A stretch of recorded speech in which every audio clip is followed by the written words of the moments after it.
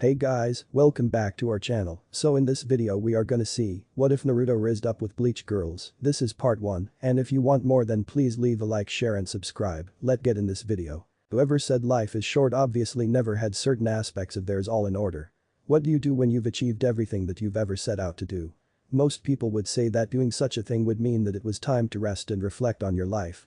Looking back at everything you've ever done, reveling in your victories and successes, dwelling in your defeats and failures. Pretty much just going over every part of your life, because if you've achieved everything you've set out to do that you saw as important, that is all you can do at that point, simply reflect on the past. Well, what happens when you do that and you keep doing that and doing it until you've run through every facet of your life enough times to relive it 10 times over? Eventually you get bored. Of course you're probably thinking, but wait. 10 times over? Shouldn't you be dead? Well yeah, I should. That's pretty much the point of this little tirade of mine. I'm not dead. Because of the things I did and a certain mixture of traits that I was born with developed throughout the course of my very chaotic and hectic life, I can't just die, not of old age. Not really of disease either, because my immune system is better than any kind of healthcare you could think of, And not from anyone trying to kill me either, because I haven't had anyone worth talking about actively pursuing my life for me. I would guess a few hundred years at this point. Yes, a few hundred years. Apparently the two toads that taught me the way of the sages weren't bluffing when they told me of their ages, being well over 800 years old when I met them, and believe it or not, they're still alive. Just like me. Add that to the fact that one of my greatest and most well-known traits, my unflinching vitality and ability to damn near regenerate any significant damage done to me, if given enough time, carried over into my lifespan as well. So despite the fact that I am undoubtedly the oldest old man alive on the face of the planet, I sure as hell don't look like it. It makes it very hard for people to take you seriously when you spout proverbs and important life facts, but you don't look a day over 21 years old. Hell, these days people think I look younger than that. The blonde young man climbed off of a bus at a station, letting out a massive yawn and scratching his hair as he slung his bag over his back. Rubbing his eyes after awakening from a nap taken during the long ride, he scanned the crowd of people that had gotten off with him, meeting loved ones or hurrying off to their intended destinations. He simply took his time before walking off, going on his own way. He didn't have any living loved ones or anywhere in particular to be. He had seen the world time and time again, but he had always missed coming to this little spot, Karakura town. Not a very assuming place, not very high at all on his favorite list of places to visit, actually pretty normal as far as he was concerned. Par the course for the cities and towns that populated the world in this era, not too big and not so small. So I simply go about my business, which is no business. I travel about, doing random things, whatever I can do to fight the still life. I've never been registered as a citizen of anywhere. How could I be? I'm more or less immortal. Eventually people would get suspicious when the same guy they knew as an 8-year-old was alive and kicking, still looking younger than they were when they were pushing gray hairs right. I'm more or less a drifter, making money to get to one place from the next, doing whatever interests me at the time. With nothing important to really take care of, what else could I do? The young man had his blonde hair and a wild spiky manner on his head, a pair of goggles on his forehead to keep his wild bangs out of his eyes to go with bright blue eyes and strange whisker marks on his cheeks. He was wearing a pair of navy blue jeans, white sneakers, and a white t-shirt underneath an unzipped orange windbreaker jacket with a black stripe going down the sleeves. Around his neck was a blue bandana with a worn old metal plate sewn to it. If one were looking intently at it, they could make out the symbol of a leaf on the plate. Still, I continued to cultivate the skills and abilities that I spent the majority of my embattled youth learning and living around, because you never know, right? The energy known in my time as chakra, the blending of spiritual and physical energies, began to fade from use, and while I had seen people who had used Kai, or what I called yang release, the physical embodiment of the two, I had never seen anyone use both. But as I developed my skills with both, I learned the extent of the spiritual half of chakra, yin release, but I had never heard of any common name from that due to the fact that I had never met anyone that knew of it enough to name it properly. It had so many names I just decided to call it what I knew it as. Due to my more intoned affinity with Inton as time carried on, I started seeing things. Spirits, specters, phantoms, poltergeists, spooks. Of course I'm talking about ghosts, ladies and gentlemen, the deceased embodiments of the dearly departed. But instead of being scared or anything stupid like that, I was actually pretty fired up, and why wouldn't I be?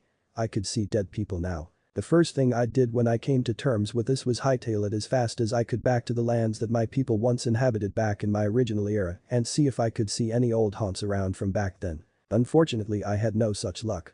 Everyone had passed on or weren't around anymore. It was for the best though. It would have been really selfish of me to want my friends and precious people to have hung around for hundreds of years with regrets, lingering all alone, bound to one place. So I kept traveling, eventually making my way to the here and now. Why is this important? Why out of all of the abilities that I've amassed over my long life, is this the one that I'm talking about the most? Because even if death never comes looking for you, and you never go looking for it, eventually whether either of you know it or not your paths are going to cross. And it might not be the meeting that you expected it to be. The man walked through Karakura town taking in the quaint sights. He had walked past a few groups of street punks that tried to leer him down, but he just walked on past them with a bark of laughter and kept on about his unassuming way. He didn't really mean to be a jerk about it, but he had faced down men with the power to destroy the city with a wiggle of their nose. A few kids with weapons consisting of at the worst, a pair of brass knuckles or a flimsy switchblade was funny to him, he was sorry, but he just couldn't take them seriously. The fact that they had left him alone after he had done so was something of a compliment to him. Either they thought he looked like more trouble than he was really worth in the end, or he looked normal enough that doing anything to go after him wasn't really reasonable enough for a gang of delinquents. He found that the more time that had passed the more either one of his traits from his time as a shinobi stood out. His ability to blend in and mix with general populations was becoming the more prominent trait as opposed to having to show that he was the single most powerful person on the planet. If his face was getting too much attention that he didn't need or want he could either make tracks from the point of interest or make a few hand seals and in a puff of smoke he was somebody completely different. He didn't know how many bullshit aliases he had come up with over the years, but in more recent times he started getting lazier and lazier about it and transforming into people he had met at certain points in his life and using their names. He reached into his pocket and fished out his wallet before pulling out current kinds of identification in case it came to that. Alright, so we're back to using Uzumaki Naruto on the rotation for my name again. Works for me. He said to himself before continuing along. There was something Naruto was sensing about this town that he just couldn't put his finger on. There was a feeling in the air about the place that felt familiar, he just never felt enough of the feeling that was making him antsy to be able to readily identify what it was. But it was definitely putting him on edge and it was something he wasn't ready to chalk up to paranoia, because at some point paranoia just means that your gut is getting better and better at figuring out you're in trouble before you ever realize it yourself. Roar. Naruto looked up in the sky to see what he thought were cracks. Yes, after waiting a moment and seeing them get bigger, he could definitely say with full brevity and confidence that those were cracks in the fucking sky. He looked around at the people, but kept his cool as when he heard the roar and saw the cracks he hadn't heard or seen anyone begin to freak out and run, so either this kind of thing happens all the time and it's not dangerous enough for people to really care. Multiple roars sounded out through different areas, while cracks of all kinds appeared in the sky all over Karakura town's skyline. Making himself scarce so that he could get himself to the top of a decently sized building for a better look, Naruto sweat dropped when he saw dozens of cracks all over the sky with gigantic monsters punching holes through them and dropping from the sky into Karakura town. He looked down and still saw people walking about as if nothing were happening, or the more likely of the two possible scenarios, no one else can see any of this happening. Sigh, I was really hoping that it wasn't the second one, I'm too old for this shit. Naruto mumbled to himself before dipping into his power for a second, his eyes turning orange. Man, these things are just radiating hatred and violent desires he picked up from his harnessed ability to sense negative emotions. What are these things? Roar. Naruto looked up and saw a crack above his head shatter, dropping one of these creatures down on his position, forcing him to jump out of the way lest he be crushed or have who knows what happened to him. As the dust from the monster's landing cleared, Naruto got a good look at what exactly he had seen begin infesting the town. The massive green humanoid creature stood at least an entire person larger than Naruto with a massive hole in its chest where its heart should have been and had spikes jutting from its arms, legs, the back of its neck, and the top of its head. On its face was a white skull mask with a twisted expression. Once it saw Naruto its eyes glowed red, letting its intentions with him be known. Yeah, okay, good, whatever it is that you are. Naruto said, slowly creeping back on the balls of his toes as if he were talking to a rabid dog that he was trying to edge away from before breaking out in a run. The monster opened its mouth to reveal another one behind it. Oh, now that's a pretty smile. The monster roared again and turned its entire body towards Naruto. Yeah, you're going to stay there and I'm going to get the hell out of here. Naruto immediately jumped from that rooftop to another a distance away in one bound, hearing the roar of the monster that was more or less demanding him to turn around. Naruto looked over his shoulder and smirked. Yeah, you've got to get up pretty early in the late afternoon to put down Uzumaki Naruto. Don't you know who I am? He stopped running and turned to face the monster that hadn't begun pursuing him yet in order to taunt it in grandiose fashion. I am the roar. Naruto slowly turned around to find three more monsters different in appearance behind him. All of them large and hulking, and each of them with a skull mask on with evil faces. Naruto sighed, what the hell? Does anyone else have to deal with this kind of crap or is it just me like always? Why is it always me that has to deal with this kind of shit? A teen with spiky orange hair yelled to no one in particular. He was tall and lean, built with brown angry-looking eyes. Of course that probably had to do with the horde of monsters that he was currently cutting through with his oversized sword. He was wearing a black hakama, a black kozode, white socks, and traditional straw sandals. I've been killing hollows all day long, and they still just keep coming. He thought to himself as he quickly cut down the now identified hollows. This is all Ishida Uryu's fault. After all this is over, I'm finding Ishida and kicking his ass until he fixes this. The picture of a black-haired teen with glasses, a school uniform and an arrogant look on his face taunting him filled the orange-haired boy's mind. The boy growled to himself and kept running down the street he was on. I'm coming for you, Ishida. Don't underestimate my instincts, you bastard. An arrow of pure energy pierced the mask of another hollow, forcing it to break and the body of the hollow to fade into nothing. The black-haired teen that had been cursed out by the other stood with a bow of energy in one hand, his other drawn back as if he had just gotten through firing it, with blood dripping off of his fingertips. It's getting harder to kill them with one strike. He thought to himself, the number of hollows is far too high for the amount of bait I used. I can't seem to keep up with just my strength and ability at this rate. Aldadi violently squashed any negative thoughts he may have been propagating in his head. No whining, I can do it. I won't lose to Kurosaki Ichigo. I haven't made a mistake. I will avenge my sensei. He then threw himself back into his hunt for hollows. Hadu number 4. By Akurai, Way of Destruction number 4. Pale Lightning. A small, petite girl with violet eyes and black hair wearing a school uniform shot off a small bolt of lightning from her index and middle fingertips at a hollow that simply bounced off of it harmlessly, prompting the hollow to take a swing at her, forcing her to jump back in evasion. She glared at the hollow. Shit, my keto didn't work at all, and this hollow is just a small fry. I've been in this gigai for 2 months and my strength still hasn't recovered at all. The hollow lifted its arm to smash the girl into the ground when all of a sudden it was kicked in the side of the head by an orange blur. Ichigo. Rukia-Nisan. Ichigo yelled as he attempted to latch onto the girl in a hug. At second glance, Ichigo was wearing his own school uniform, not the combat gear from his battles. I've missed you. Rukia held him back from hugging her. Kon. Damn it, Kon, that's you, isn't it?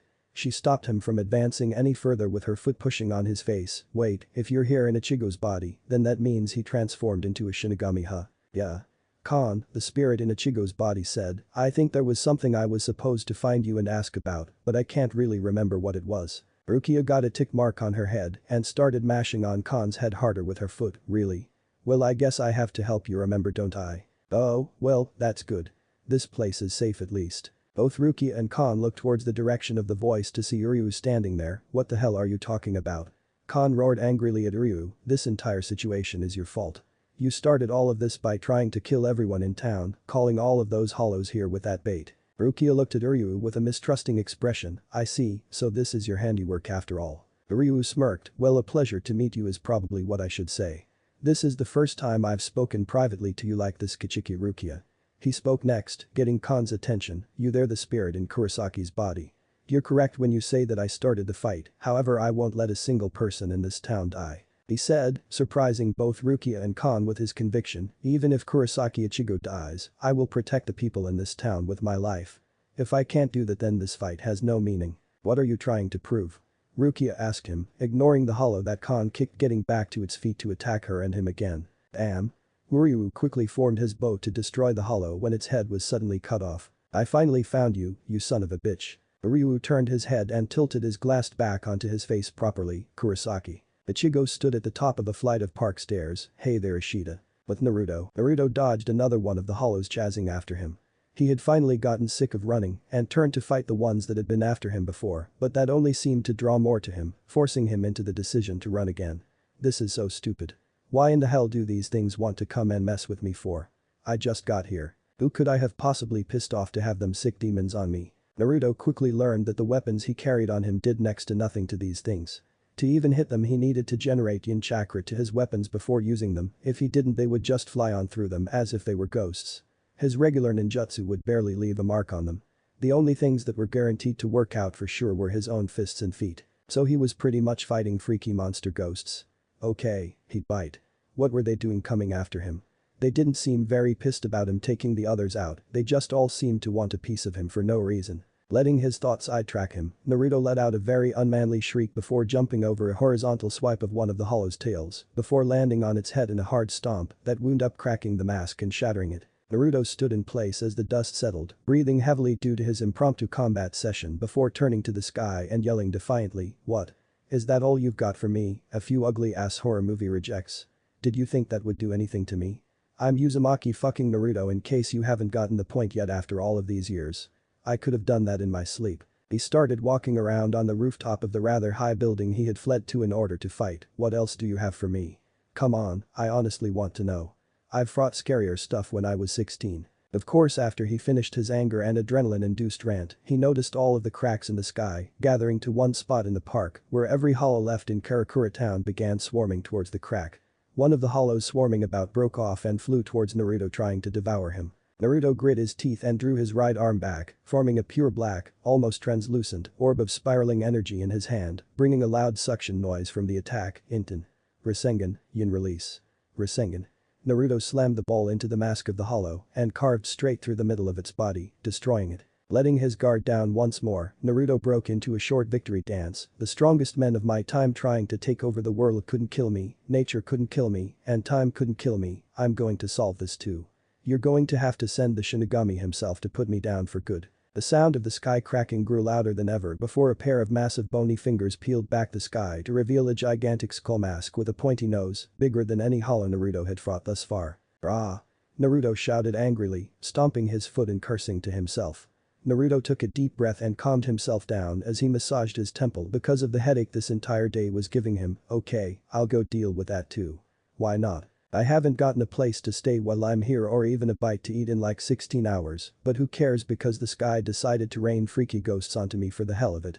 Naruto made a ram hand seal with both hands, Shunshin no Jutsu, body flicker jutsu.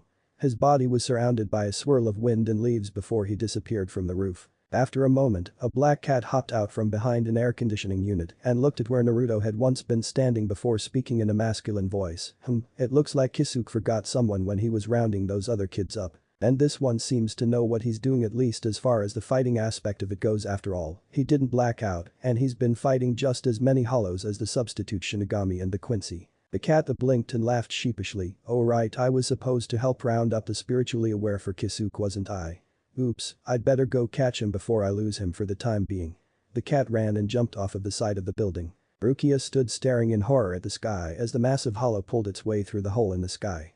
Khan came up behind her, looking at the exact same sight. What is that huge hollow, Rukia-nisan?" Rukia whispered a reply as if she couldn't believe she was seeing it with her own eyes. "Mino's a gigantic hollow born from hundreds of hollows piling and mixing together. But I've only ever seen something like this as an illustration in a textbook, the Great Hollow. Mino's grand." Khan simply listened to her as she continued to explain. "This is inconceivable for that thing to come out like this. Those are under the jurisdiction of the elite forces.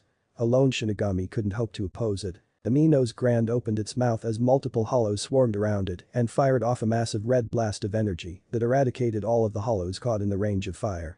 The few unlucky ones that got close to its mouth when it decided to shut it wound up being eaten. "It's eating its fellow hollows." Uryu cried out in disbelief. He wasn't aware that hollows devoured each other like that, just humans. Ichigo started laughing. "There's no way we can figure out how to fight that kind of monster.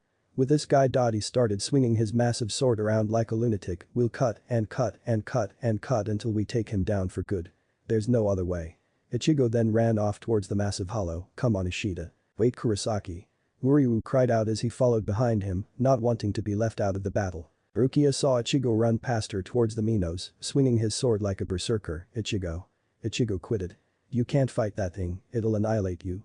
Before she could try to go after him, a blond man with a scraggly beard, bucket hat, a long cloak draped over his frame, and wooden sandals stood in front of her, blocking her from going after Ichigo. "Urahara, what's the meaning of this?" she asked him offensively. "Are you trying to get Ichigo killed?" "Of course not." the man replied casually. Rukia shoved him out of the way, then moved aside. "This isn't an opponent Ichigo can win against." She was stopped when Urahara's hand held her back. "Yeah, I can't really do that, Kichiki-san," he said calmly and coolly. "Please just watch quietly." Rukia's body dropped to the ground as if she were frozen. "This battle is crucial. As crucial to you as it will be for him." Ichigo drew closer to the Mino's Grand and with a battle cry cut into the side of its leg. However, his massive blade only made a small gash before the hollow kicked him off as if he were an annoyance. Ichigo landed next to Ryu on his back. "I told you that wouldn't work, Kurosaki." He fired an arrow at the mask that simply bounced off. "Shit." Just as I thought, I can't do a nit kind of damage at this rate. He looked over at the still downed Ichigo. Are you alright? Ichigo popped right back up with a hearty salute and a smile, although he had a gash bleeding on his forehead. Huh. Yeah, I'm not too bad off. He replied cheerfully. What were you thinking? Uriu asked him, not sure that he really wanted to know the thoughts that filled Ichigo's head. How on earth were you going to take him down with that? Well, Ichigo said thoughtfully, prepared for his explanation. I figured I could cut his feet and work my way all the way up to the head, where I could start wailing on the mask since he's so big. Geez, were you dropped on your head at some point or something? Uriu asked as he grabbed Ichigo's sword from him. Now get up. We need to rethink our battle strategy. However, when he did, his bow overloaded with power. What?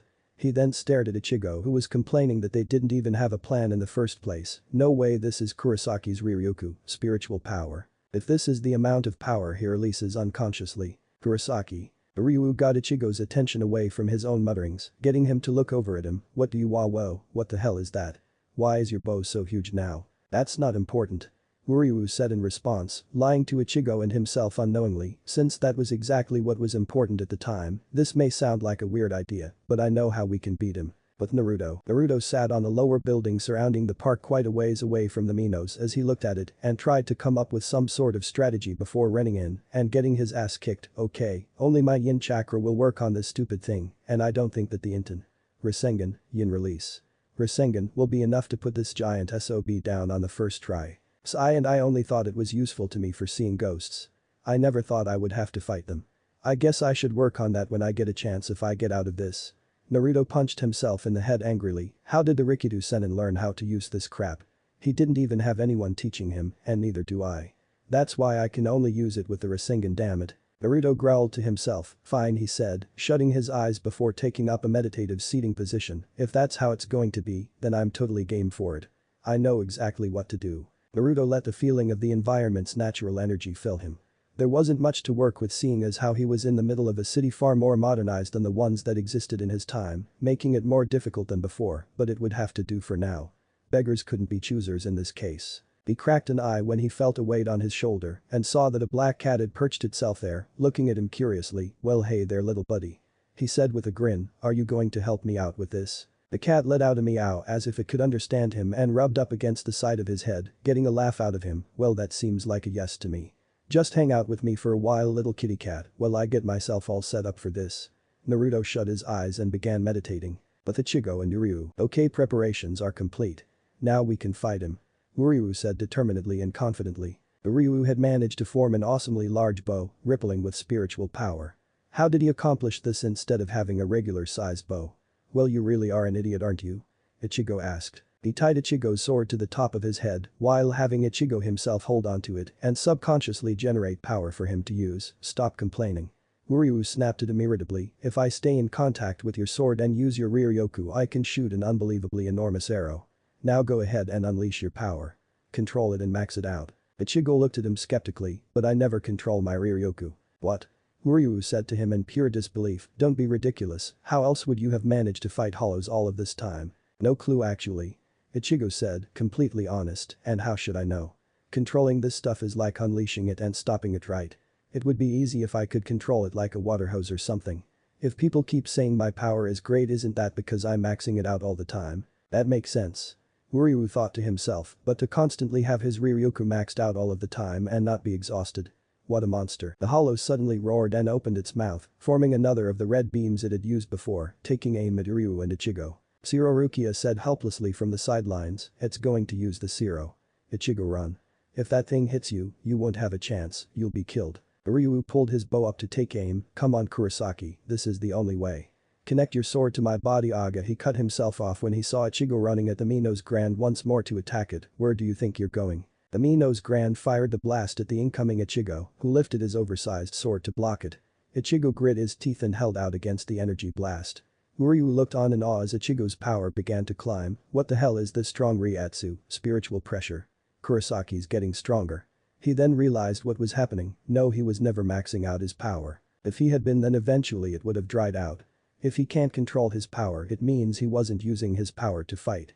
His Riryoku is always in its lowest state. If any outside force makes him exert any more energy, Ryu thought to himself as Ichigo countered and slashed back, greatly wounding the Minos Grand. He wounded the hollow. Rukia couldn't believe what she had just seen. A substitute was able to wound Amino's grand greatly after only 2 months of being on the job and no formal training. It's retreating. Amino's had torn a hole out of the air and was attempting to retreat by climbing back inside. Get back here. I'm not done with you yet.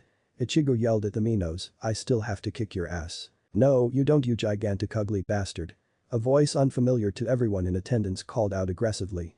A yellow and orange blur ran past Ichigo and Ryu towards the trees, where it jumped up the sides rapidly before reaching the top of one and, using it like a slingshot, flung itself at the massive hollow.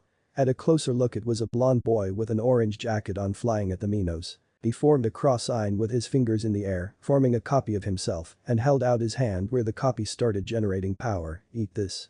Inton. Chao Damara Sengen, Yin release. Super Great Ball Spiraling Sphere. The massive black spiraling orb twice the size of his entire body immediately formed and crashed into the face of the Minos Grand, bringing it down with a mighty roar as it died trying to climb into its portal to leave Karakura town. Ichigo and Ryu ran over to where an incredible amount of dust was kicked up from the fall of the massive Minos, where they saw the strange blonde dusting himself off with a huge grin on his face, a strange orange pigment around his eyes, and the eyes themselves strangely colored and detailed before they faded, leaving normal bright blue eyes. Man, that felt good. He shouted before sticking his arm out at Ryu and Ichigo in a thumbs-up gesture, we sure kicked that thing's ass, huh? Ichigo and Ryu looked at each other before blinking and turning back to him, yeah, sure. Ichigo decided to ask, wait, you can see me? Who are you supposed to be? Naruto blinked and changed a thumbs up to an extended hand, well yeah, I can see you, samurai boy. My name's Naruto, how about yours? Ichigo. How can you see me? I'm supposed to be just a spirit right now. Ichigo wondered to himself, not really expecting an answer. Naruto kept his hand extended for Ryu, who didn't shake it, causing him to eventually retract it. Well, I saw those gigantic ghost things that were trying to kill me, so why wouldn't I be able to see you? Hollows? Ryu said matter-of-factly, what you saw and fought were hollows. Huh. Naruto said, storing this information, you learn something new every day, I guess, so what are you two supposed to be anyway? What is this, a cosplay group? Because I don't know what you two are supposed to be if it is. Ryu and Ichigo face faulted on the ground before the orange-haired teen stood first, getting in Naruto's face, I'm a substitute Shinigami. What are you supposed to be? How did you finish off that hollow like that? Because I'm awesome. Naruto said with a cheeky grin, and you're a substitute Shinigami. Naruto squinted his eyes and looked long and hard at Ichigo, okay, I'll play along. Where's the real Shinigami then, because you look like some school kid. Naruto then dodged a punch from Ichigo, a school kid with a temper problem. And if you must know, and we're all telling each other our occupations here, I'm something of a drifter. A traveling sage if you will. Ryu looked at Naruto in a scrutinizing manner, a sage. You don't look like any sage I've ever heard of or seen. Well, how many have you ever seen in person? Naruto fired back with a dry look on his face, let's see, you probably expected an old man peddling charms or something, right? He got a nod from both Ryu and Ichigo, that's a stereotype, and stereotyping is wrong. I simply roam about doing good deeds and seeing the world, doing what I can to make money and whatnot. Ichigo pointed at him, you just said you don't peddle charms. I don't. Naruto admitted. Then how do you make money? Ichigo wondered, you don't look like you can do anything. What's this? He said as Naruto held an orange book out in front of him that Ryu took to inspect. How I make my money? Naruto said proudly, yep, my sensei wrote those. I republished them and then wrote follow-ups. You can keep that one if you want. The book then connected off of Naruto's face. Ichigo's arm was still extended from the throw, while Ryu was turned away to hide his undignified blush, you wrote that crap. He roared furiously, my dad tried to get me to read that smut while he was trying to teach me all of that birds and the bees crap. He said it would explain everything I needed to know. And did it? Naruto asked him, rubbing his face where the book had hit him. I didn't ever need to know that people were capable of some of that stuff. Ichigo said, having flashbacks to the things he read. Naruto nodded wisely, well, I am a sage. I have a lot of knowledge on a lot of subjects, and that just happened to be one. But those hollow things, I would rather not have to deal with them again. I've been seeing ghosts for years, and I've never had to fight with those things before.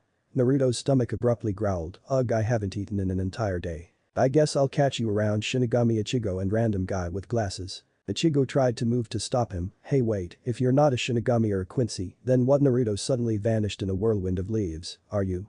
He looked where Naruto had been standing before he suddenly lost his balance and fell to the ground, what's happening? Ichigo asked as his sword started changing shape. Ryu stared at the sword, the Zanpakuto is changing shape. No, damn it, I can feel the power from here rushing into me without me even touching it, and it's stronger than before. It's going to explode.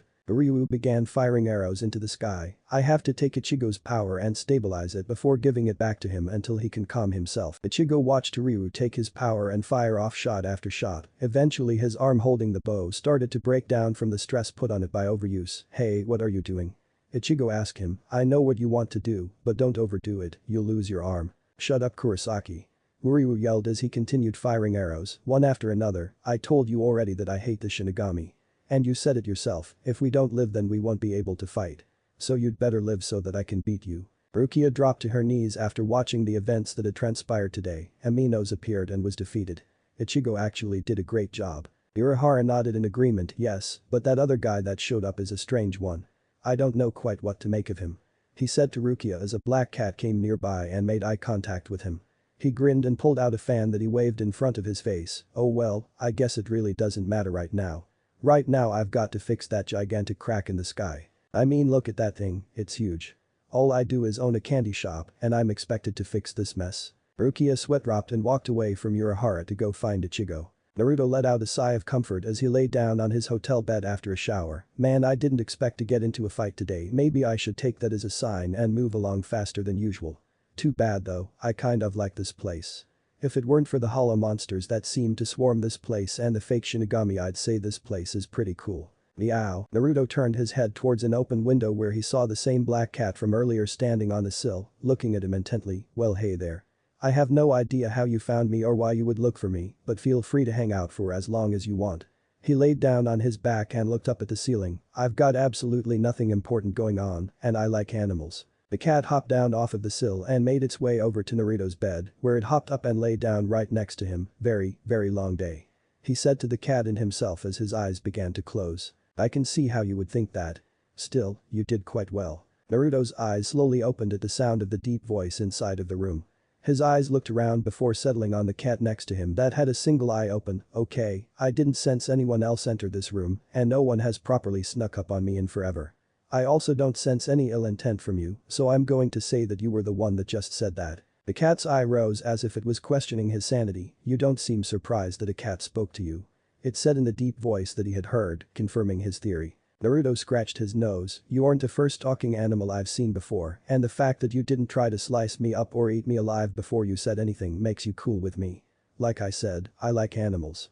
He finished, scratching the cat behind its ears. "So do you have a name, talking cat, and what can I do for you today? If you think I can help then your resident traveling sage Uzumaki Naruto is at your service." The cat got up and jumped onto his chest. "I wasn't aware that one of the abilities of a human sage was the ability to see and slay hollows. I'm special," Naruto said with a grin. "Well then," the cat said, "Urahara was only focusing on the humans that were around that Kurosaki kid.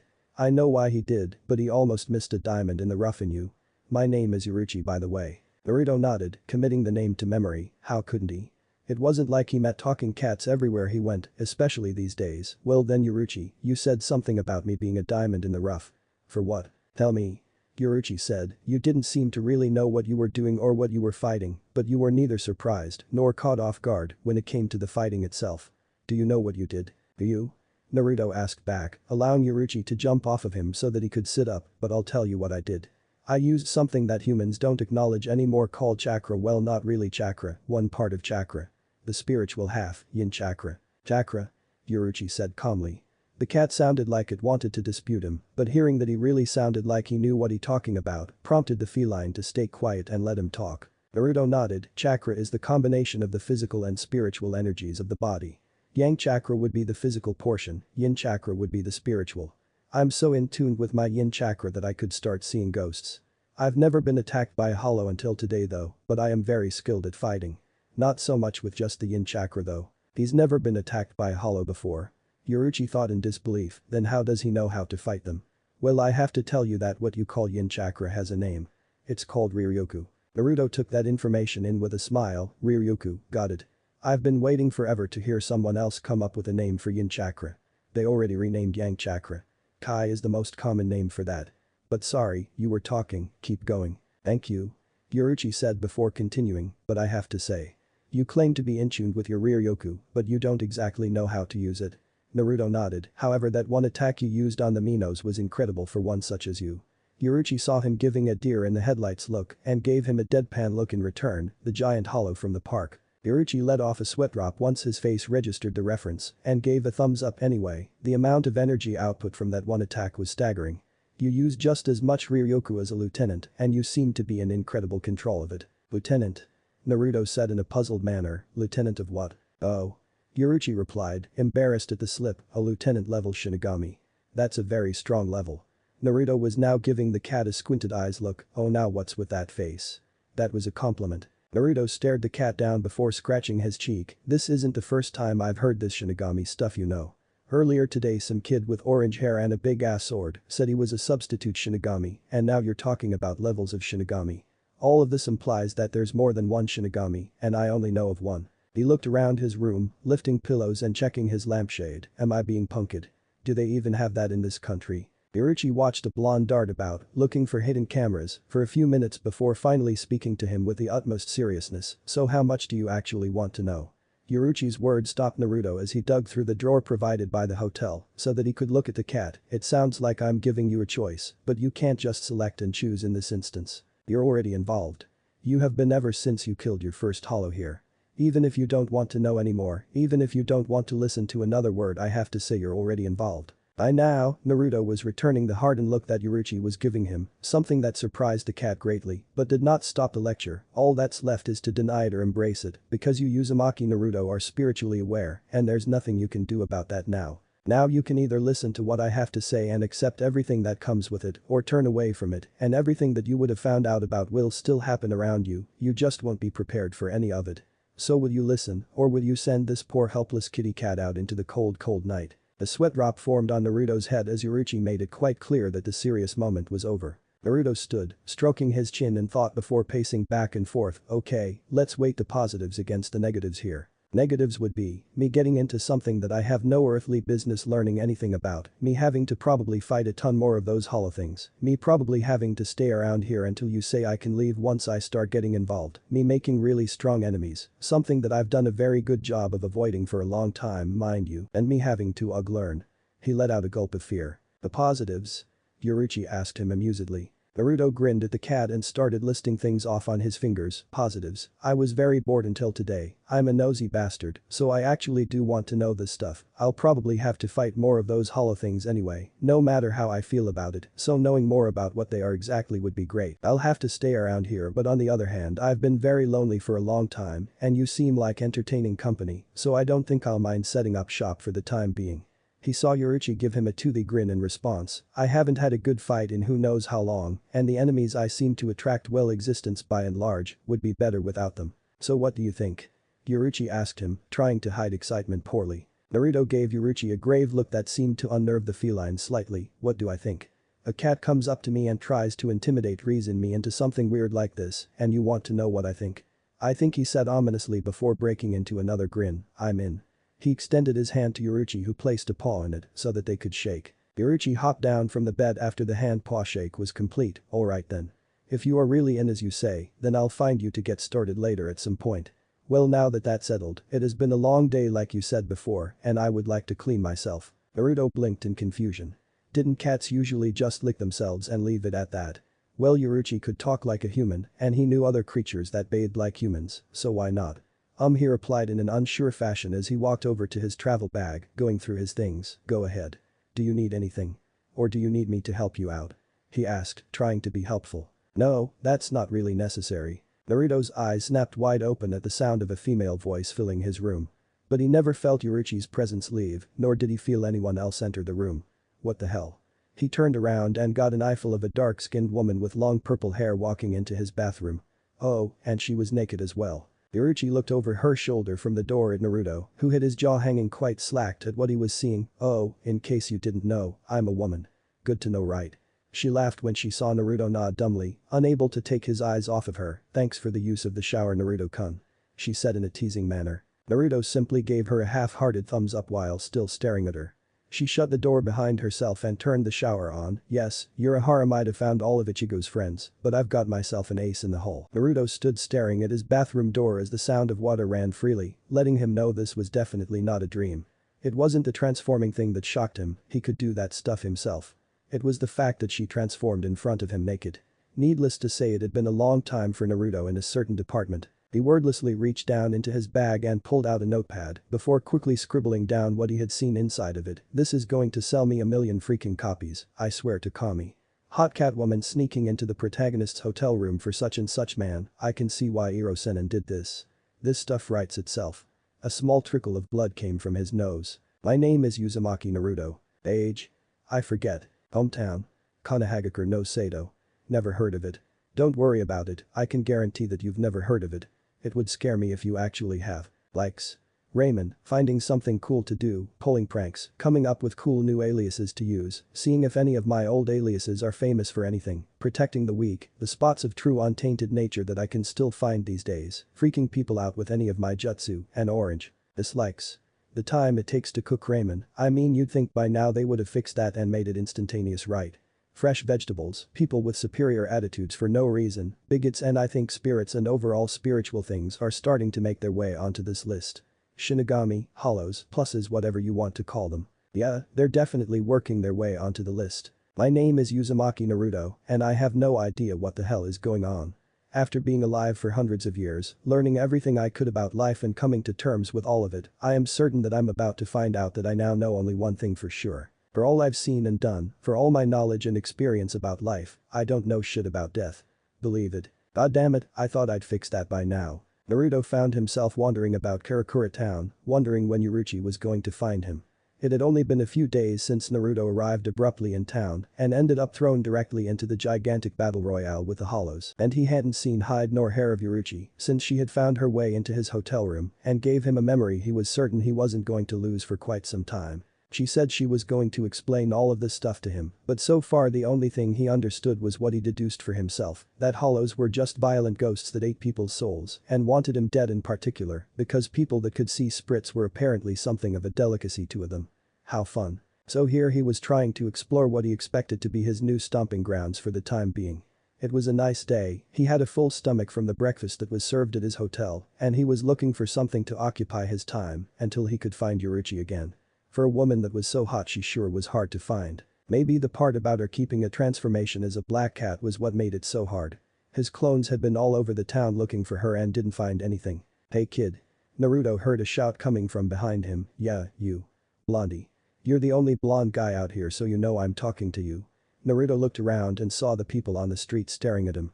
He sincerely hoped that one of those gangs he had been ignoring and laughing in his head at didn't want to make a scene. You called for me? Naruto asked as he turned around and came face to face with a police officer. Can I help you? The cop looked at Naruto sternly, confusing him greatly. Naruto hadn't done anything since coming to Karakura town, anything illegal that anyone could actually prove. He wasn't sure if waging a pitched battle in the middle of town with a gigantic. As far as he could see he was a law-abiding citizen. What are you doing? The cop asked Naruto. Naruto looked around as if he would see the answer in the air before shrugging in defeat. I don't know. What am I doing, officer? The man narrowed his eyes at Naruto and pointed to the side, across the street at a high school. You're supposed to be in there. If you're going to skip school, don't walk in front of the school you're supposed to be attending. Naruto's eyes widened in understanding as he pulled out his wallet and handed over an ID, trying to work his way out of this pickle, and it would have worked if he had actually been paying better attention and been more careful when making his most recent ID for the country he was in. Alright kid, get in there. Naruto's jaw dropped. What? Why? You can't just ditch when you feel like it. Now get in there already. The officer started pushing Naruto across the street. Naruto was too stunned to even offer any defense against what was happening. He looked at his ID and felt like slapping himself. Not only did he set his birth date so that he was under the age of 18, he also registered himself as a high school student. Not a homeschooled person as was his usual out when he had prolonged stays in Japan. Naruto was mentally kicking his own ass as he was walked inside the building. Damn. I should have just started speaking English. People think I'm American all the time, he would have thought I was a tourist. School truly held no purpose for Naruto. Language courses. Naruto knew every language that was useful to him, he needed them to freely move around. History. He had been around for everything important enough to actually remember, so what good would that class do him? Math. Well, who needed math? As long as he could do basic stuff, who cared about anything else? He could still count all of those zeros on his check that he got for repeatedly selling his books. How many accounts did he have again? Man, he needed to check all of those things with the money he had in there. He knew he would have gotten some kick-ass interest, and there was never. Okay kid, get dressed in this uniform. You've missed enough class. the officer said, throwing a uniform at Naruto after pushing him into the bathroom. Don't you have crimes to stop or something? Naruto cried indignantly, I don't want to be here. The officer shook his head, sorry kid, I'm a truant officer, it's my job, now what's your schedule? I don't have one, damn it. Naruto cried, changing into his uniform for some reason that he couldn't understand, maybe because he couldn't really substitute himself with a clone and escape without blowing his cover. The last time people figured out he could use chakra, well, let's just say he hadn't run that fast in a long time. You never even showed up to school to get your schedule. How irresponsible. He cried, grabbing Naruto's arm after Naruto finished changing and stuffed his clothes in his bag. Come on, I know where you should go with kids in your grade. You look about 16. Naruto was visibly crying now. When he wanted something to do, he meant something fun. School was not fun. Hell, the Shinobi Academy in Konoha was more fun than the schools that popped up throughout history after his era ended, and students had to stay in the system longer as well, and he wasn't even going to get started on college. I'm not 16, you asshole, I'm . Wait. How old am I? Okay, let's see, 16 multiplied by . He thought to himself before a door was slid open and he was tossed inside. Naruto landed on his face in front of a desk at the head of the class as the officer dusted off his hands. Sorry for interrupting your class, Achi-sensei, but I caught this kid skipping and he doesn't even know what class he's in. I thought I could drop him here until I spoke with the principal about him. The young woman turned from the chalkboard, looking at Naruto, who was glaring at the officer and muttering what she assumed were curses under his breath. That's okay, Officer Honda. I can keep him here for the time being. She smiled at Naruto, who knows, he might even be in my class to begin with.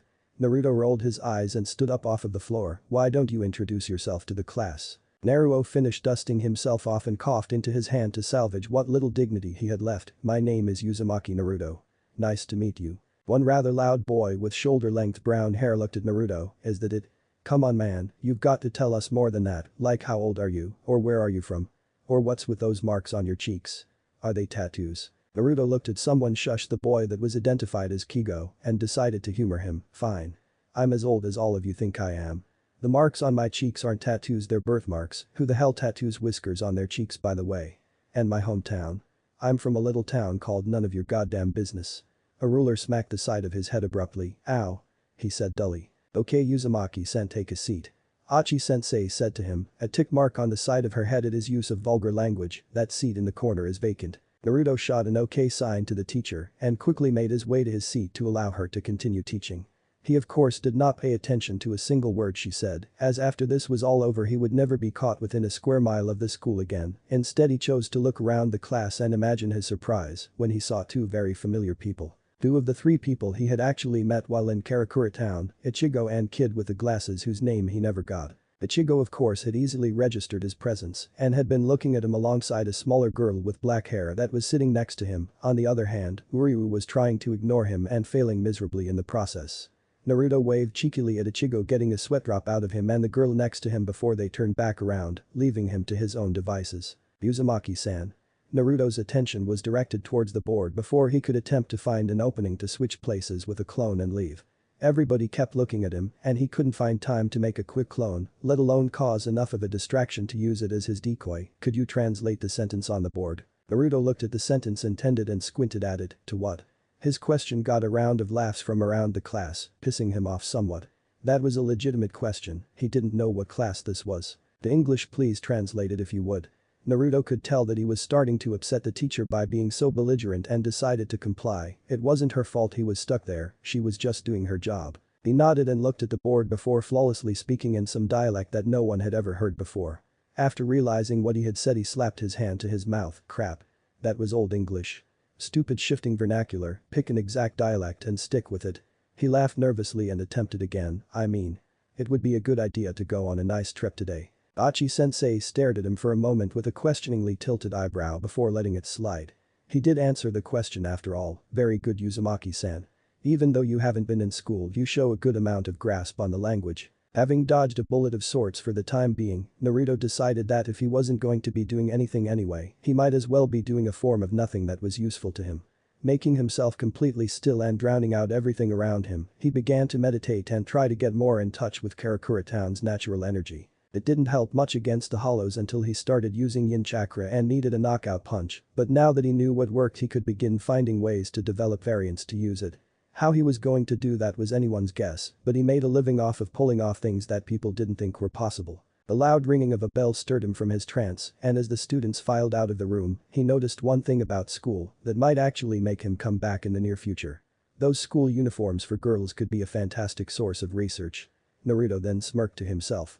He was all alone in the room and had a chance now. Making a quick clone and giving it marching orders to continue with what he was doing or, more importantly, gather some research if the opportunity presented itself. He opened the window and jumped out, escaping Karakura High School with not a second thought. Hours later sunset. After changing back into his street clothes, Naruto took to keeping to the rooftops of the town so that he didn't get pulled aside by another truant officer, out busting students or any person his age that looked like they should have been in school. For Naruto, the next bit of business he had to address was where he was going to train for the duration of his stay in Karakura town.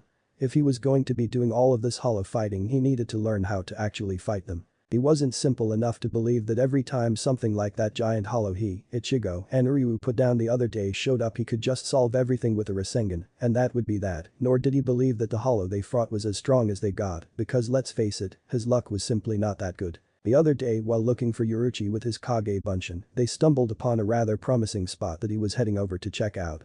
As he arrived he looked around. He found himself in an old graveyard. It worked for him because it was at the edge of town, and upon closer inspection it was perfect for him. The last person buried there had been placed there over 50 years ago, meaning that pretty much no one was going to come around to bother him around there. Finding a clearing nearby after a short walk through a forest so that he didn't end up disturbing the graves, he stood around taking in his surroundings, okay yin chakra or Riryoku or whatever I'm supposed to call it these days. I know what it feels like specifically.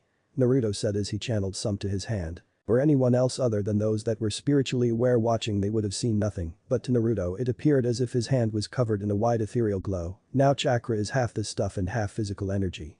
I can hit hollows with my ninjutsu, but it doesn't hurt them like it would a living creature. He said quietly to himself as if he were trying to explain a theory to himself. It should hurt a Shinigami though. Naruto smirked at the sound of Yoruichi's voice. Ha, I knew you were coming this time. No sneaking up on me today.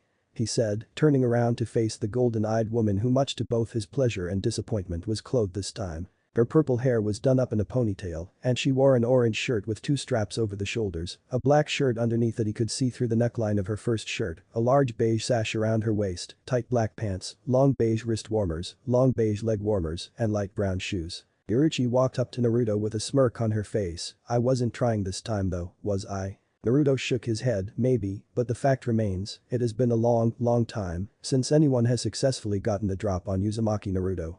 He pointed at a nearby tree at the edge of the clearing. I'm also never alone. Yoruichi followed where he was pointing to see another Naruto pop out of the top of the tree and wave at her before disappearing in a puff of smoke. She looked at him appraisingly. You have very interesting powers. Naruto grinned at her before he let it slip, maybe to humans. But to spirits I only have one move that I know for sure will work. Yoruichi shook her head. You don't know that for sure, and there's only one way to find out for yourself. You need to find a Shinigami and fight one. Naruto gave her a dry look. Yes, because I'm so looking forward to facing off against the embodiments of death. He said sarcastically, despite a tumultuous and violent start to my life, the vast majority of it has been rather peaceful, and I like that.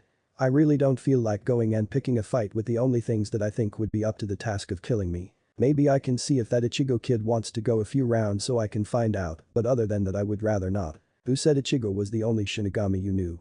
Naruto looked at Yoruichi who was grinning like the cat who swallowed the canary. You seem like you're pretty confident in yourself as a warrior. Why do you think you wouldn't be able to match a Shinigami? Because even the strongest shinobi that I grew up around in my time feared and respected the power of the Shinigami. Naruto said, slightly on edge now that he knew Yoruichi was a Shinigami. Even if you guys aren't really the one we thought you were, you still carry the name of the Harbinger of Death. And you can't run away from death no matter how strong you are or no matter how long you've lived. If you guys really are Shinigami then I think there's a reason that I'm meeting you now. He let out a sigh. I guess my ticket's finally up huh? Yoruichi blinked and tilted her head to the side. What was he talking about? What do you mean? You think I'm going to kill you? Naruto nodded before lowering his head. Aren't you? I mean I know what you are, and here we are in the middle of nowhere.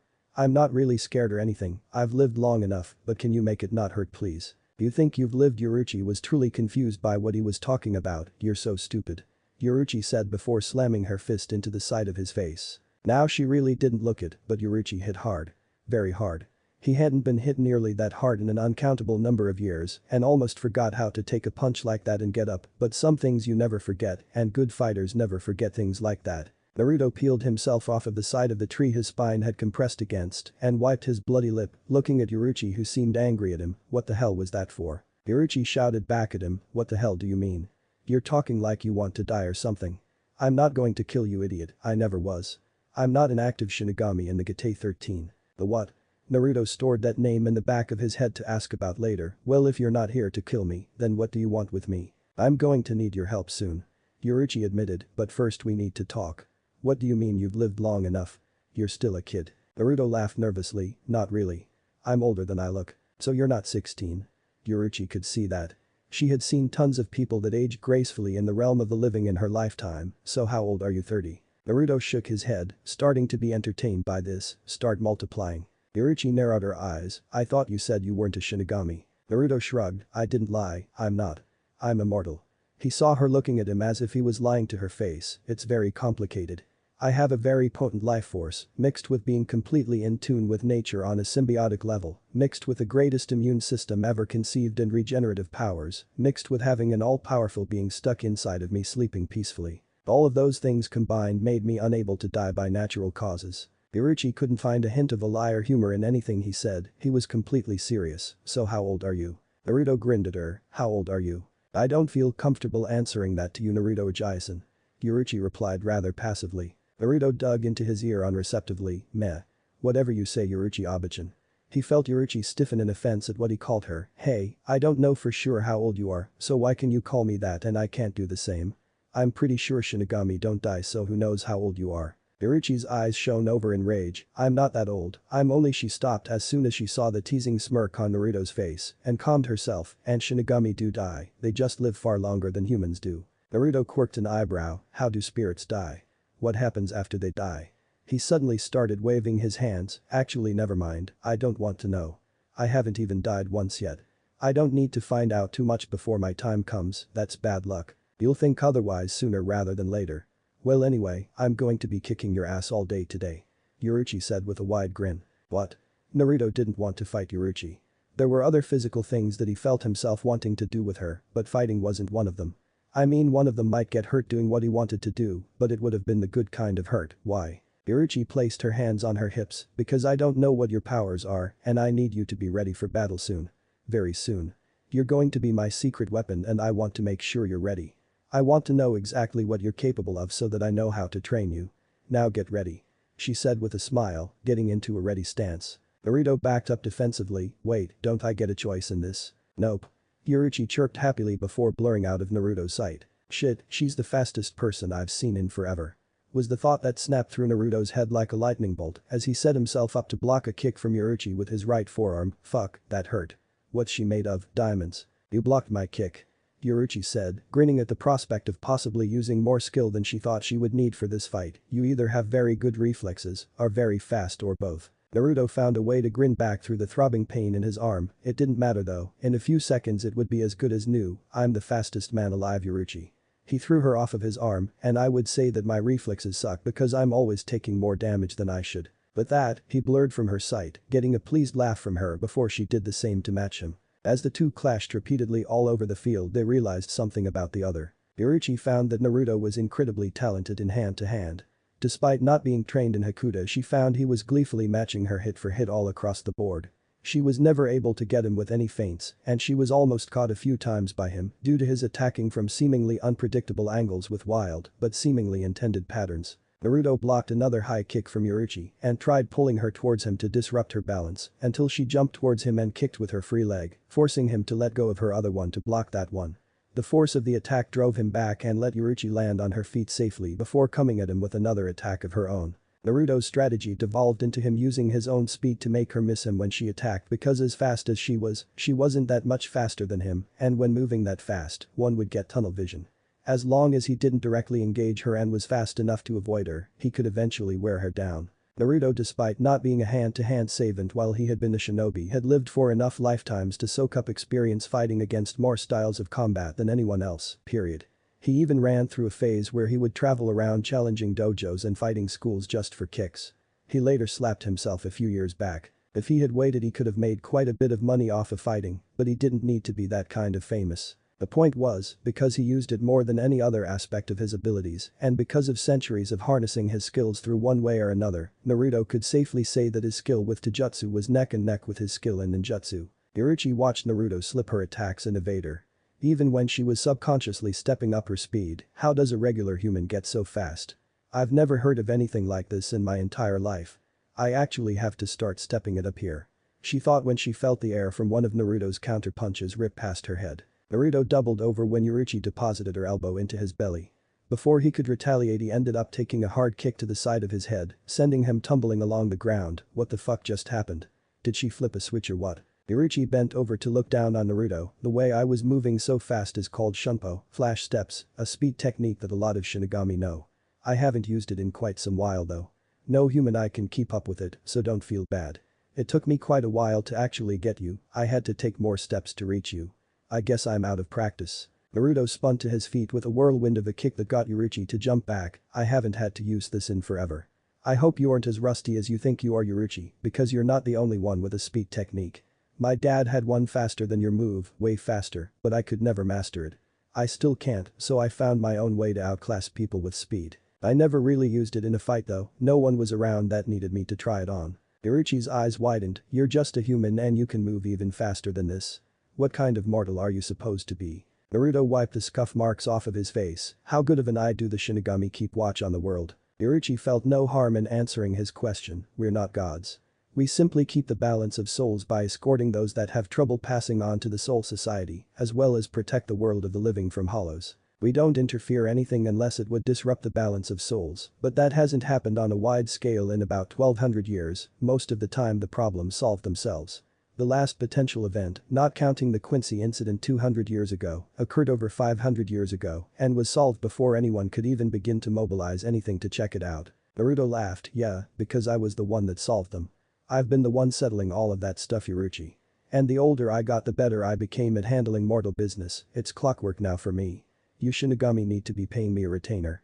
I've been doing your job since I was 16.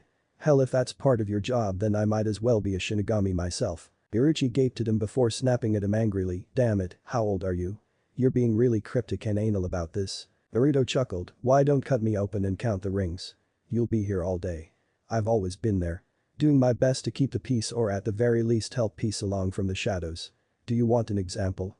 I'll give you a recent one. Orochi nodded, if you would, because I have a hard time believing that one man governed the affairs of the entire world. Naruto smirked, fine, during World War II, or as I like to call it, the big-ass violent waste of my time and effort, stuff kept happening to fighter airplanes and bombers. Stuff no one could explain. If it was going to end too many lives on one side or another and I knew about it, I or a clone of mine would be there to stop it with sabotage. The British called the accidents the work of gremlins. He then looked away. I couldn't do everything though. If I knew about atomic weapons beforehand, those plans would have been lost forever. You say Shinigami aren't gods, well neither am I. I've been getting reminders again and again of that fact. I might as well not be here the way things still are. For everything I stop 5 more problems pop up and people keep going about killing each other. Orochi could see the sorrow in his eyes at this fact. If what he said was true, then not only was he an incredible hero for doing what he could for the world, he had also seen firsthand the most horrible tragedies and losses of life mortals could muster. How his eyes still seemed so bright and exuberant after such a grim existence was beyond her. And once again, just like that, his eyes brightened up once they locked with hers again. Come on Orochi, I'm starting to feel loosened up. Use me to get yourself back up to snuff, I can take it. Because I have to do it too, I haven't had a fight against someone that could kick my ass in centuries. He gestured for her to bring it on, go as fast as you think you can handle. That's not a good idea. She said apprehensively, you're way stronger than I figured you for, but if I started going all out against you, I don't think you would last too long. Fine. Naruto said, getting her to calm down. He saw there was no need for a full-scale fight, then I'll just make you change that tune. Crap. He was bluffing, right? Let's see how fast you really are, kitty cat. I hope you like this because it took me a few hundreds of years to learn how to do it. Check out Swift Release, Jinten. Murashu, Swift Release. Shadowless Flight. Naruto's body vanished in an afterimage before Orochi felt a sharp pain in her stomach that sent her sliding back until she grounded her feet into the soil, stopping herself. Naruto stood back in front of her, okay, I get the point. No more taking it easy on you, but I'm still faster than you. Naruto blurred from sight again as his voice echoed all around her, show me then. Yuruchi laughed as she felt her fingers twitch in anticipation. I'm the greatest Tohu, fast movement user in the Soul Society. Do you really think I can't keep up? I'm insulted. Don't be insulted. A multitude of voices said before many blurs flew from the trees surrounding them. Yuruchi was wondering if Naruto was really just that fast enough to have multiple after images. She wasn't that fast. She didn't know anyone that fast and it was scary. However, she then noticed that each image of Naruto had shadows and smirked. After seeing you take me on with your techniques, I have to say I'm changing my mind about being insulted. And get us then. The 50 or so Naruto clones around her echoed as one.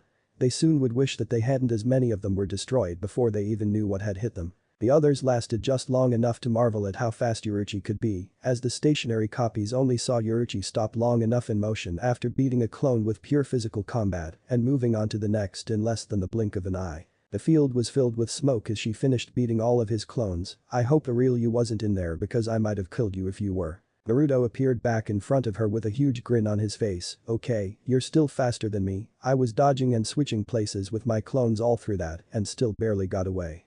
They can't use swift release. But I'm not done yet. Let's see how you like this. Yuruchi squinted when she saw his eyes turn into a swirl pattern but didn't have time to ask about it. Banshu Tenin, heavenly attraction of all creation. Yuruchi felt what was going to happen before it took effect as Naruto stuck his hand out and gestured towards himself. She felt a pull on her body and immediately turned around to get the hell out of dodge, but found herself moving at the speed of a normal human wading through mud. Why are you so fucking fast? Naruto asked himself as he felt her strain against his gravitational attack. He just couldn't reel her in close. You have so much momentum I can't even pull you towards me an inch.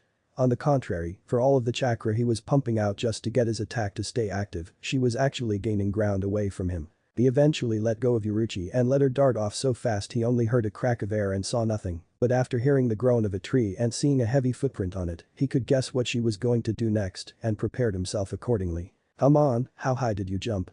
Damn, okay, 10 seconds, 9, 8, 7, 6. He could see a small speck in the sky steadily becoming bigger.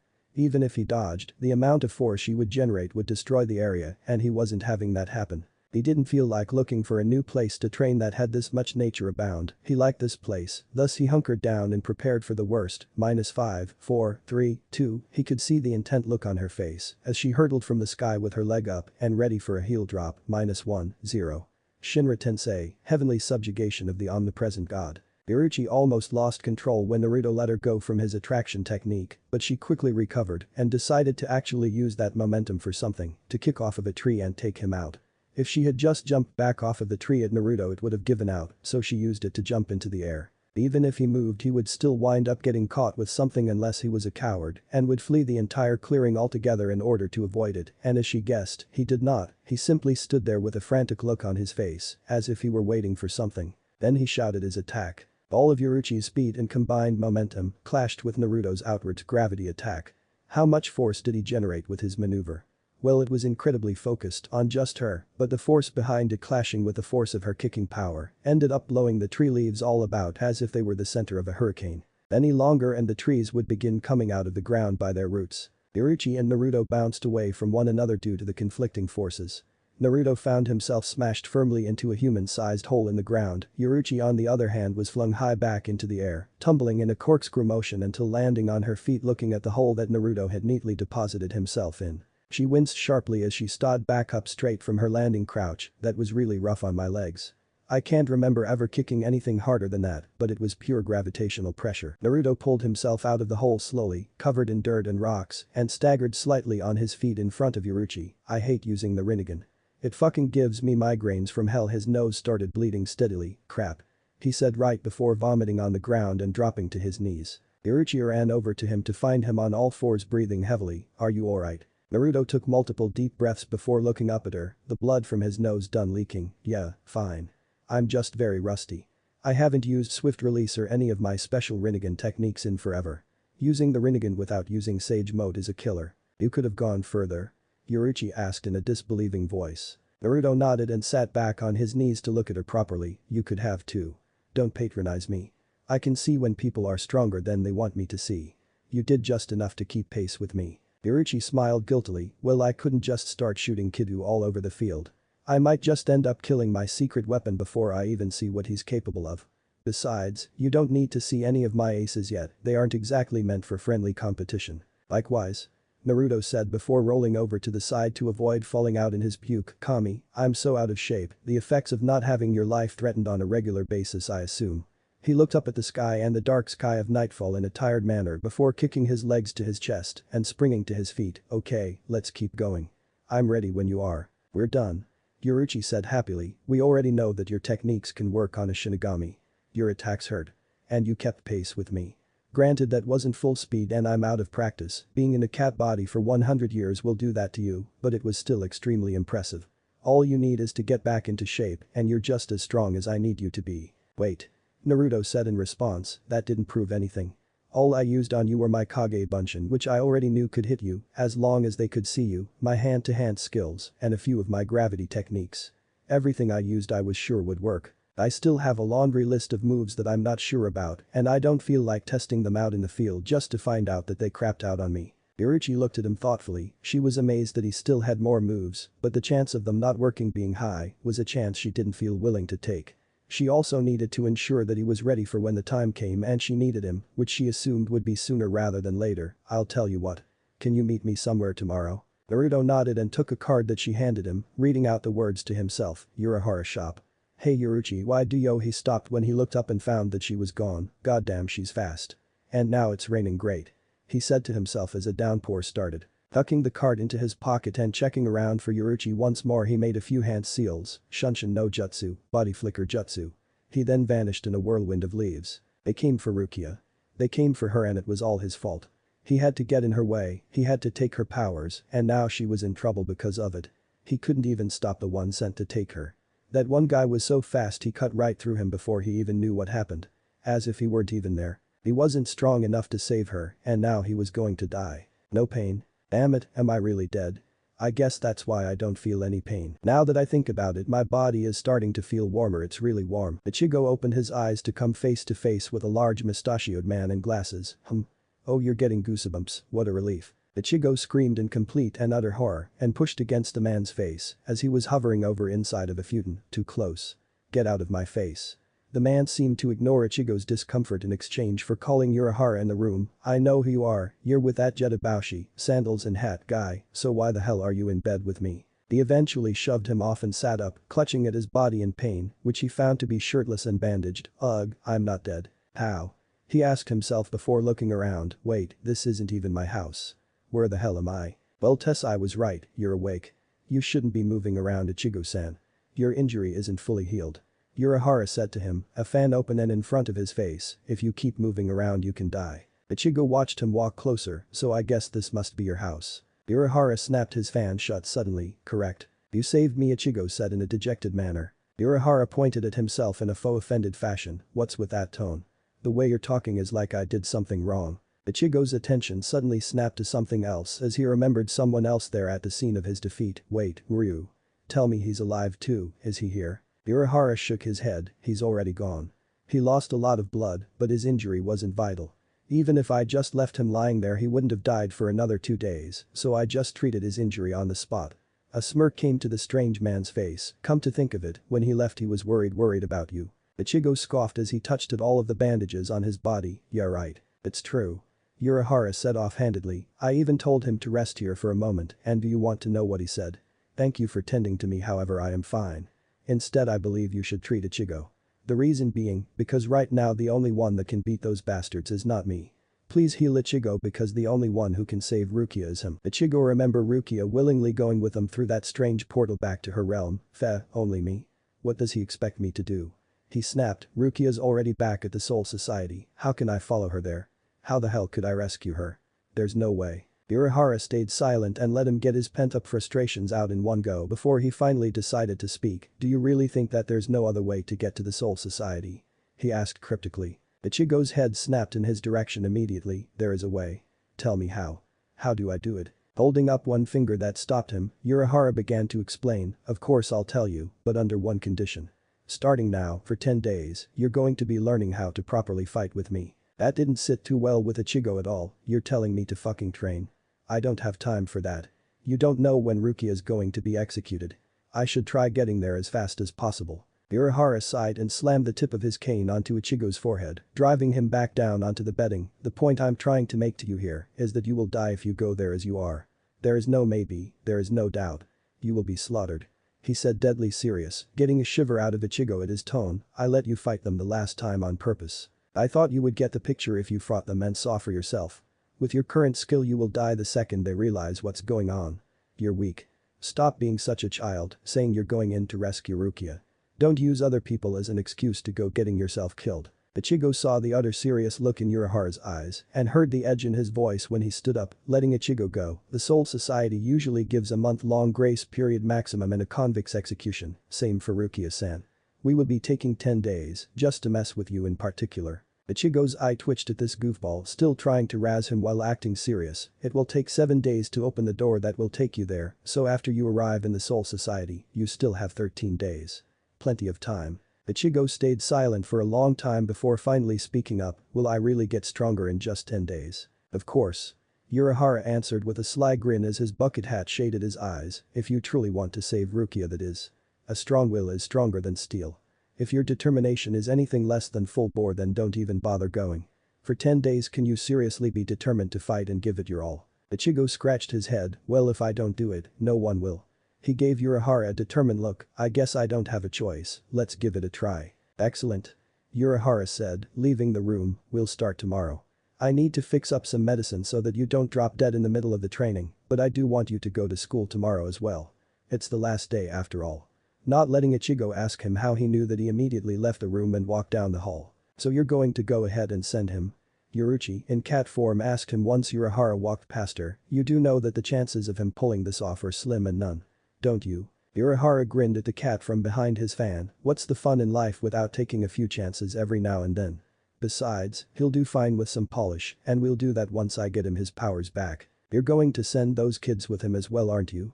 Yoruichi followed up, not missing a beat, the ones that showed signs of having powers as well. The more the merrier. The eccentric shop owner chirped. Yoruichi smirked, having finally gotten to the crux of what she wanted to talk about. Well, what if I said I felt like going as well? Go ahead.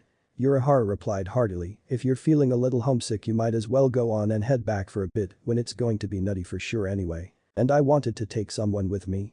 She added. At that, Urahara sort of deflated, I can't go back. You know that the exile won't let me get even close. Old man Yamamoto would burn me to a crisp and lock me away if I showed back up around that place. Not you per se. She commented, getting his full attention. I found someone very interesting that I think the team would benefit from having. Benefit how? Urahara asked. Yoruichi gave him a grin with her sharp white teeth. Let's just say that he's my ringer, so to speak. The next day, Urahara shop. Why did Yoruichi want me to come here?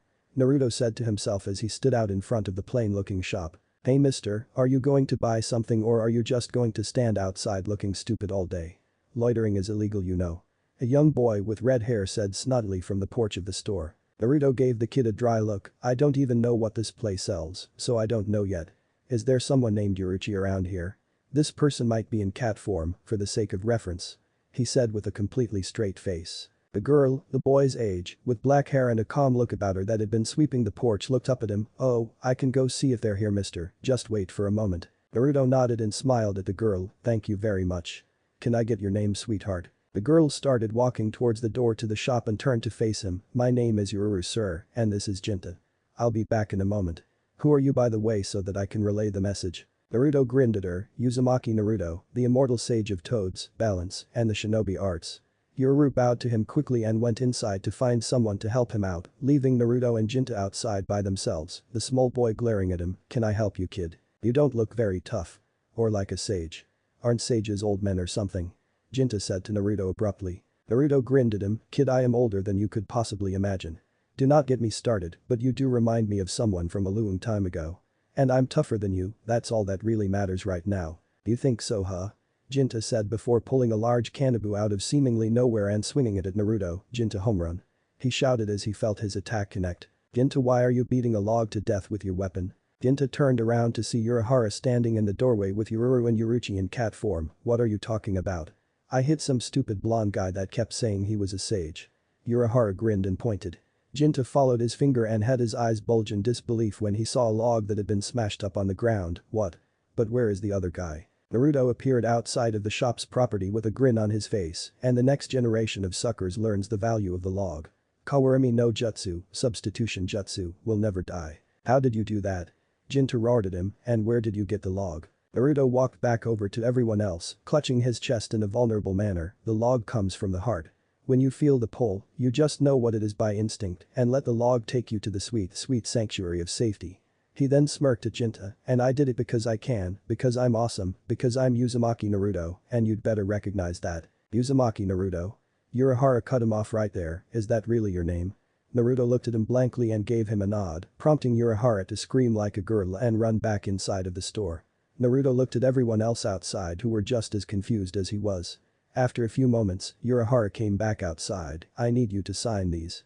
Make them out to Urahara Kisuke, he said, holding up a collection of books and a pen. Naruto grinned at him and started signing. Sweet, a fan. I don't get to talk to many of them seeing as how my actual physical identity is a really well-kept secret. Here you go, stay cool Kisuke. Uzumaki Naruto, Databeo. Books? Jinta asked, what kind of books does a stupid-looking guy like that write? Urahara looked at Jinta and opened his mouth before realizing that Uruchi and more importantly Ururu were still standing right there. I'll tell you when you're older and can properly enjoy. Just know that this is a great man that deserves your respect and the respect of every red-blooded man alive. Oh. Naruto replied bashfully as he finished signing, I'm not that great, I'm just carrying on a legacy. Urahara hugged his collection tight to his body like a child before Tessai appeared and stashed the books for him so that no one could take them and peruse through them. Coughing in his hand to bring the atmosphere back to normal. Now what can I do for you today in my humble establishment Uzumaki-san? I asked him to come here Kisuke. Uruchi said, he's the one that I want to bring. Are you sure? Urahara said, looking at Naruto appraisingly, he's just a kid. No older than Ichigo. Uruchi smirked, Naruto if you would please start generating some of your yin chakra for the sake of the conversation. How much? Naruto asked, I kind of don't want to bring any hollows down, or is that how this works? The amount that you use to keep pace with me should be more than enough to get the point across. The atmosphere was so full of Ichigo's own Ryukyu Kisuke probably couldn't get a good read on yours back when you fought that Minos. If he had he wouldn't be asking this question. Uruchi replied smugly, as if keeping a secret that no one else around was privy to.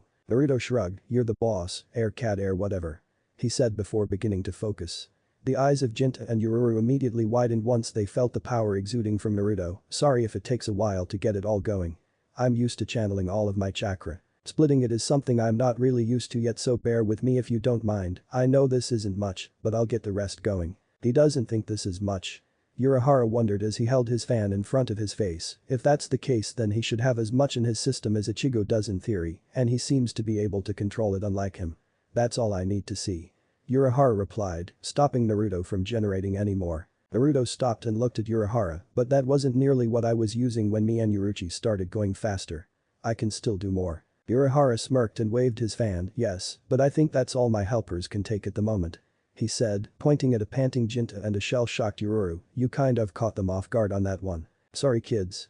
Naruto apologized to the children, I didn't mean to surprise you like that. I'm just used to using a lot of power to do well anything. It's kind of hard for me to gauge what's a little and a lot to others, or hold back in fighting, or anything really. Urahara turned to Uruchi, okay he's in.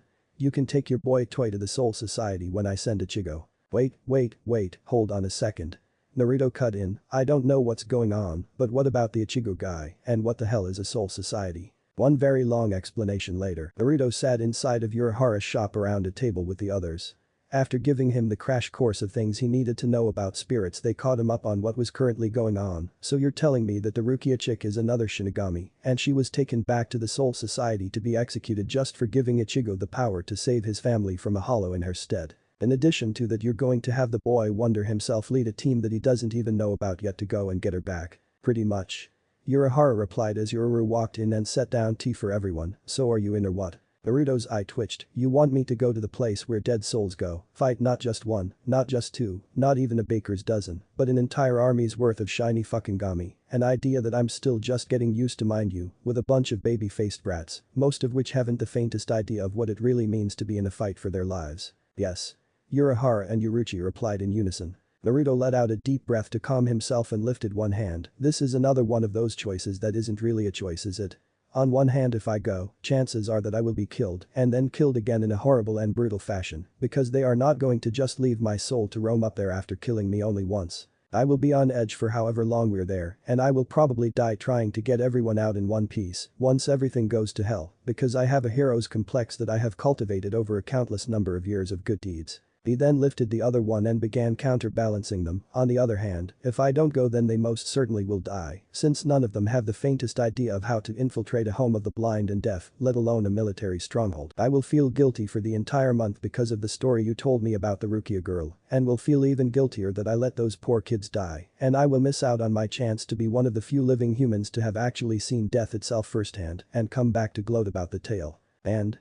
Urahara and Yuruchi asked excitedly. Naruto looked at both of his hands and clenched one tightly. You ask as if I really had a choice. I'm in and I hate you both for this. You both owe me money, I'm a shinobi, not a charity case. Yuruchi blinked. You said you go around helping those that need it. Naruto scoffed. I do, but some things I can't do for free, I need to eat too. All of this awesome doesn't run off of kudos and thank yous. Yuruchi hopped into his lap, getting Naruto to pet her, but I'm still not ready. What am I going to do? Well, you have 10 days until I open the gate for Ichigo to leave. Urahara stated helpfully, he has to get prepared to go himself. You can do the same. Naruto grumbled, I need to get battle experience against a Shinigami to whip my ass back into shape and so that I know what to expect.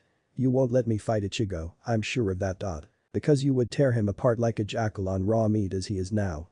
Urahara said brightly, Yuruchi nodding her agreement. Exactly. Naruto said, no offense, but his moves are sluggish and he telegraphs his strikes with that sword. But I could always keep sparring with Yuruchi I guess. Sorry Naruto, no can do.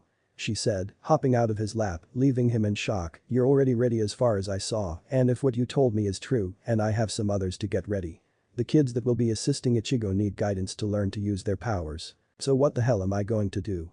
Naruto cried indignantly, fight with oxygen for a week and a half. Urahara grinned at Naruto in a manner that didn't bode well for him. If you're that desperate for a training partner, I have an idea for you.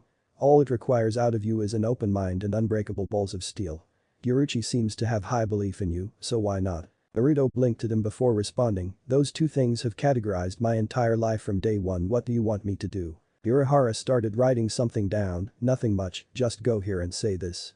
Everything else will take care of itself. Naruto looked at what Urahara wrote down and grumbled, I sure am being sent on a lot of errands, aren't I? Are you sure this is going to help me? It seems like a waste of time. You won't be disappointed. Urahara replied, grinning behind his fan. Are you trying to kill my charge Kisuke? Yuruchi asked, glaring at him somewhat. Urahara feigned hurt and turned away so no one could see his grinning expression properly. Why Yuruchi, I'm appled. I would never do such a thing to any ally of yours. Naruto-san here is a friend and I am a great fan of his. Everything I am doing is beneficial. He mumbled the next part, to multiple parties. He felt a certain presence make its way nearby. Oh, Naruto, could you hide for a moment? Someone important is here. I'll just leave. I want to see what this place you're making me go to is all about and there's no time like the present. Naruto replied, catch you guys in 10 days I guess.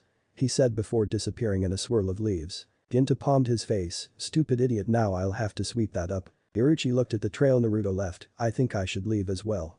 I have the others to prepare as well. She said before hopping out of the open window, talk to you soon Kisuke. Urahara stood up and went to the front door before opening it. Welcome, how are your wounds? He asked. Ichigo stood in front of Urahara and opened his shirt to reveal a series of faint scars. Recovered. That's good. The bucket hat wearing man said earnestly, well, shall we begin? Naruto stood out in front of a secluded warehouse, frowning as he didn't see, hear, or sense anything at all. This is a total red herring. What am I doing here? Pulling the card that Urahara had written his directions out on and what he was to say once he arrived. My name is Uzumaki Naruto, and I've come to kick some Shinigami reject ass. Please line up single file, and I promise it will be quick and exact. He looked at what he had just read strangely. What is this, an offer or a challenge? What did you just say, you dead son of a bitch? An angry voice roared before the door to the facility opened, revealing a short girl with blonde hair and stubby pigtails. She had on a red jogging suit and flip-flops. She had a pronounced fang sticking from the right side of her mouth as she glared at Naruto hatefully. Who are you and what made you want to come and commit suicide like this? Boy. Look at this shit. It was too much for Naruto to take, beginning to break down in laughter. Did I just call out a pygmy for a fight or something? Is Urahara high? Why the hell did he send me here? What does he think I'm going to get out of this? The door opened further to reveal a rather lively assortment of people. All giving Naruto a wary, rather hostile glance. His apprehension at the people staring him down got a smirk out of the first girl that had answered the girl. Naruto looked down at what Urahara had written down once more and saw the words good luck, stay alive and a chibi drawing of Urahara grinning with a fan written down when he heard the sound of steel sliding. He lowered the note and saw that they all had their swords drawn at him. Naruto began to sweat bullets and read the last thing that Urahara told him to say on the note, I don't know what this means exactly, but no masks please. That's it for today guys, hope did you enjoyed this video. If you do please leave a like, share and subscribe for more.